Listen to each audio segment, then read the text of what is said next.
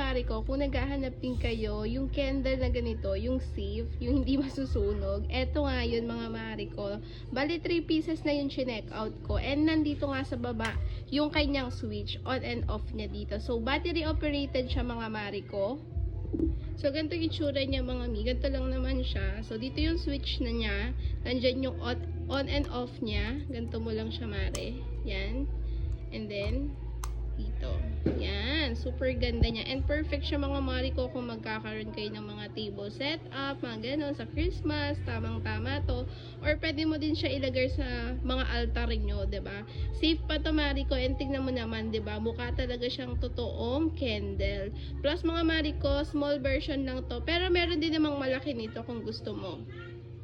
Super aesthetic, ang ganda Mariko. Perfect na perfect to sa mga altar din natin, diba?